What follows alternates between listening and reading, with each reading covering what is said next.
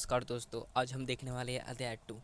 और ये अध्याय 2 से हमें आज ये चीज़ सीखने वाले हैं कि हमें यह बताता है कि कैसे इंसान शिकारी से धीरे धीरे एक किसान और पशुपालक बना। यह मानव इतिहास का सबसे बड़ा बदलाव था। चलते हैं इस चैप्टर को नोट्स के द्वारा समझते हैं। हमारा पहला टॉपिक है आरंभिक मानव इधर उधर क्यों घूमते थे। आज से लगभग 20 साल पहले जब जो लोग महाद्वीप में रहते थे उन्हें हम आर्किड खाद्य संग्रह कहते हैं। ठीक है, यह नाम उन्हें उनके भोजन का इंतजाम करने के तरीके के आधार पर उनको मिला। ठीक है, आर्किड वे जंगली जानवरों को शिकार करते थे, मछली चिड़िया पकड़ते थे। खाद्य संग्रह वे जंगलों से फल फूल जड़ें पौधे पत्तियां अंडे और दाने इकट्ठा करते थे। ठीक है, वे एक जगह से दूसरी जगह क्यों घूमते थे। ठीक है, ये दूसरा का टॉपिक है। इसके 4 मुख्य कारण हैं। भोजन के कारण, देखिए अगर वे एक ही जगह पर ज़्यादा दिन तक रहते तो वहाँ के सारे पौधे फल फूल जानवर को खाकर ख़त्म कर देते, इसलिए भोजन की तलाश में तो उन्हें तो दूसरी जगह जाना पड़ता होगा।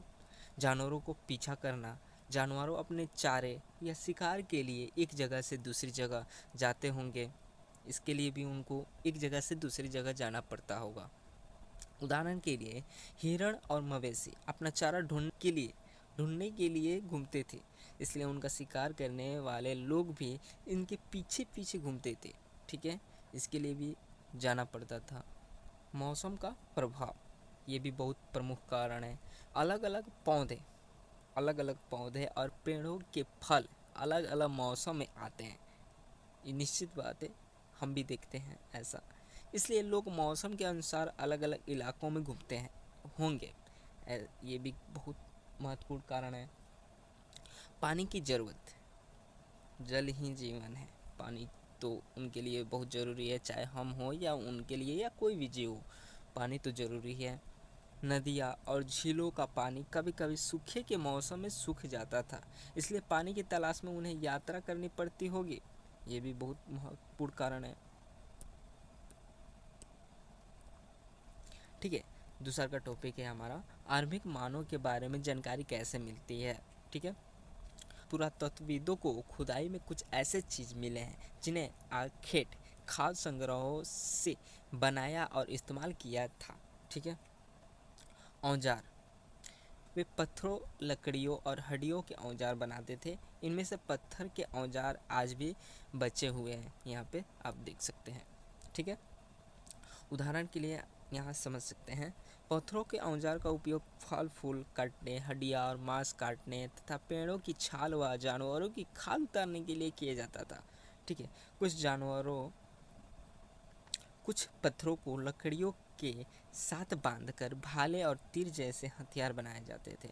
उस समय जो हथियार बनाया जाता था, जो हम लोग आज विभिन्न कार्य के लिए उपयोग किए जाते थे, और उस टाइम भी हड्डी मांस काटने, पेड़ पौधे छाल जानवरों को खाल उतारने के लिए जो औजार उपयोग किया जाता था, उस सब यही औजार है।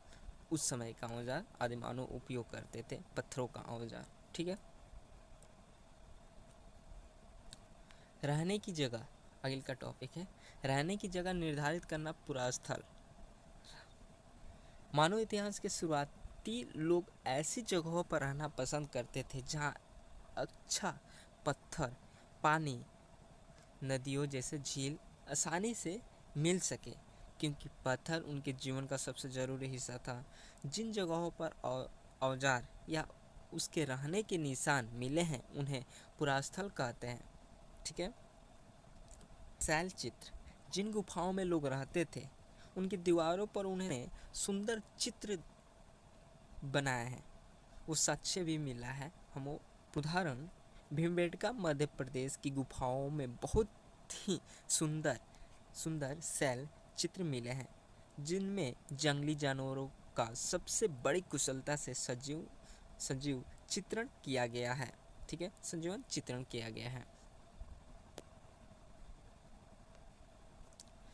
देखिए, आग की खोज इतिहास का एक सबसे बड़ा बदलाव तब आया जब इंसान ने आग जलाने और उसका इस्तेमाल करना सीख गया। इसका प्रमाण भी है। आंध्र प्रदेश के कुन्नुल गुफा में राख के अवशेष मिले हैं। ये पूछ सकता है कि कहाँ आग का अवशेष मिला था। ये कहाँ मिला था? कुन्नुल गुफा में मिला था, अवशेष मिला है। इसमें पता चलता है कि आरंभिक लोग आग जलाना सीख गए थे। उदाहरण, आग का इस्तेमाल वे मुख्य रूप से रोशनी के लिए, मांस भूनने के लिए, खतरनाक जानवरों को भगाने के लिए भी करते थे। ठीक है, आग का उपयोग यहाँ पे आप देख सकते हैं।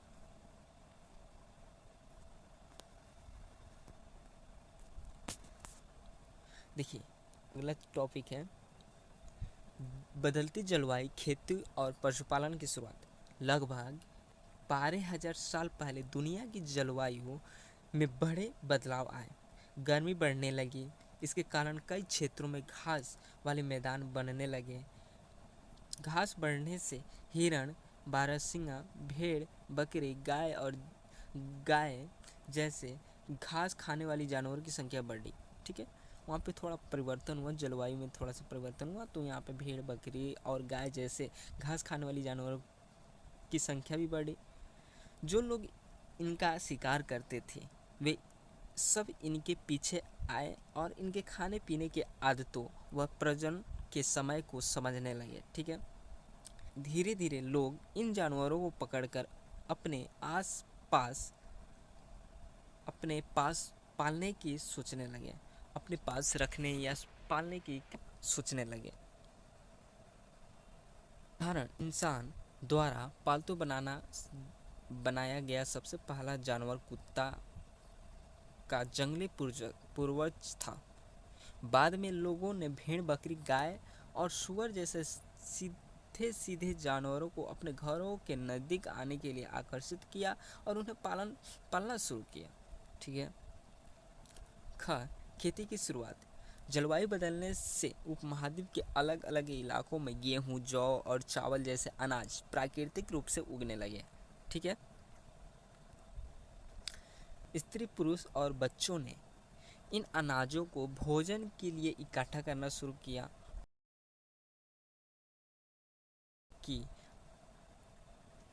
कि ये अनाज कैसे उगते हैं और कब पकते हैं, ये भी जानने लगे। उदाहरण, जब उन्हें खुद बीज बोकर पौधे उगाना सीख लिया तो वे धीरे धीरे कृषक बन गए। अगला टॉपिक है हमारा एक नवीन जीवन शैली। जब इंसानों ने पौधा उगाना शुरू किया तो उनके जीवन में स्थायित्व आया। ठीक है, अब वे खाना बंदोबस्त नहीं रहे। लंबे समय तक एक जगह रहना, पौधों को उगाना, बीज बोने, फसलों की सिंचाई करने के लिए, खरपतवार हटाने और जानवरों और चिड़ियों से उनकी सुरक्षा करने के लिए लोगों को महीने या साल भर एक ही जगह पर रहना पड़ता था। भोजन का भंडारण। ठीक है, अनाज को खाने और बीज के रूप में बचाकर रखने के लिए भंडारण की जरूरत पड़ी। ठीक है, इसके लिए उदाहरण के रूप में समझते हैं। इसके लिए लोगों ने मिट्टी के बड़े बड़े बर्तन बनाए। भंडारण के लिए मिट्टी के बड़े बड़े बर्तन बनाए, टोकरियाँ बुनी या फिर जमीन के अंदर गड्ढे खोदे। स्थानीय जीवन की ओर पुरातत्वविदों के प्रमाण। पुरातत्वविदों को कुछ पुरास्थलों पर झोपड़ी और घरों के निशान मिले हैं जो यह साबित करते हैं कि लोग अब अस्थायी रूप से रहने लगे थे।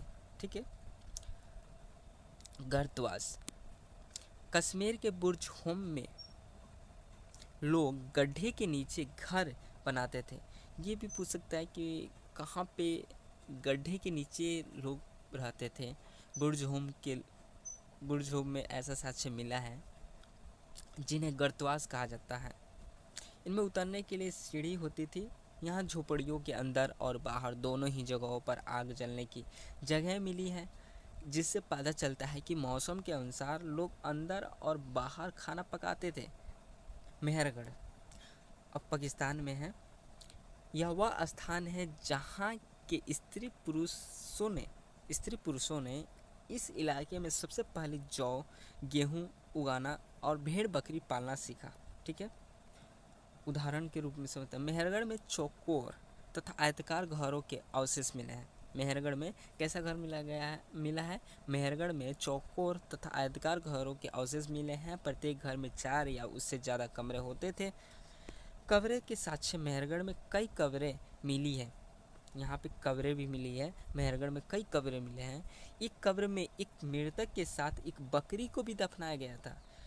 एक बकरी को भी दफनाया गया, एक मृतक के साथ बकरी को दफनाया गया था। शायद लोग मानते थे कि मृत्यु के बाद दुनिया में भी भोजन के